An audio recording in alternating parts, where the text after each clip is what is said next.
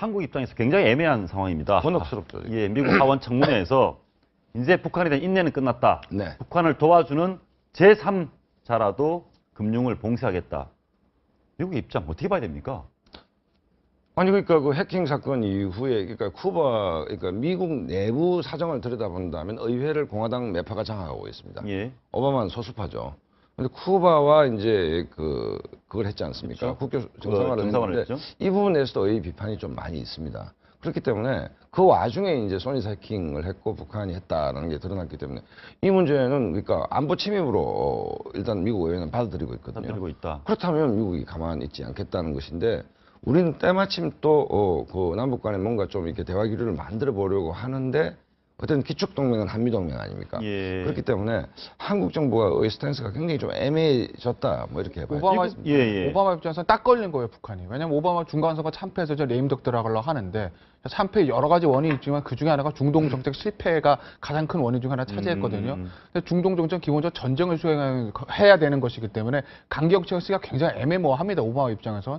근데 지금 저거는 사실은 사이버 공격받는 북한도 돈이 안 드는 거지만 오바마로서 사실 불리함이 없는 힘들지 않게 수행할 수 있는 전쟁이거든요. 그렇기 때문에 오히려 이 상황에서 북한이 저런 사이버 도발을 했다. 오바마로서는 북한에 대해서 모든 어떤 화력을 총 집중해가지고 영하게 나올 수밖에 없는 상황인 거죠. 미국 국내 정치. 예, 미국이 지금 돈줄을 쥐겠다고 했습니다. BDA 방코 델타 아시아 방식으로 돈줄을 죄는 게 북한에 대한 압박 효과 있습니까? 예, 지금 그 비대위 그때 했을 때 북한이 굉장한 위기감을 느꼈죠. 그래서 납작 엎드린 그 전례가 있고, 그리고 지금 미국이 공화당이 그 상하원 선거에서 상당히 좀 큰 승리를 거뒀지 않습니까? 그렇죠. 예. 그 압승한 기류가 지금 그대로 나타나는 것 같아요. 아, 대북 강경파 기조의 공화당이 승리했다. 네, 예. 그래서 이제 대북 기조가 점점 강경해지게 돼 있는 것 같고, 그래서 이제 제가 보기엔 뭐 2차, 3차 계속 대북 제재를 가할 것 같아요. 근데 그거는 뭐냐면 북한이 진정성을 보이고 있지 않다라고 하는, 단 한 번도 여태까지 진정성 있게 보이지 않았다.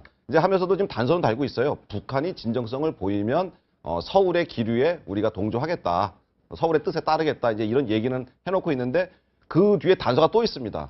북한은 여태까지 진정성을 보인 적이 한 번도 없기 때문에 없다. 앞으로도 안 보일 거다. 이 공화당의 강경 기류가 대북 제재로 이어지고 그것이 남북 관계에 사실 약간 다소 경색되는 그런 우려가 있지 않을까. 알겠습니다. BD식 제재라는 것이 사실은 미국도 깜짝 놀란 게 방코 델타 된 걸 딱 쥐니까 북한의 비명소리가 이렇게 클 줄 몰랐다는 거 아닙니까? 그 얘기는 거꾸로 북한은 우리식으로 이해가 안 되는 게 북한의 통치 기제라는 것은 최고 지도자의 금고, 사군고에서 나오는 체제이기 때문에 BDA가 김정은 비자금을 관리하는 금고였다. 그렇죠. 예. 금고가 막히면 통치력이 저하되는 것이죠. 그거 마지막으로 하나 물어보고 마무리했으면 좋겠습니다. 자, 미국이 저렇게 북한에 대해서 강경한데 우리 어떻게 됩니까? 저는 북한 문제는 국내 정치적 상황을 고려해서 대응해서는 안 되고, 예. 그다음에 한미 동맹을 기반해서 출발해야 된다. 그러면 그 약간 원칙이 미국의 연결해야 방향이 조금 동절해줘야 된다? 그러니까 한미 공조, 그러니까 정보의 공유든 어쨌든 대북 예. 수단에서는 미국과 같이 갖고 가는 게 좋다고 생각합니다. 알겠습니다.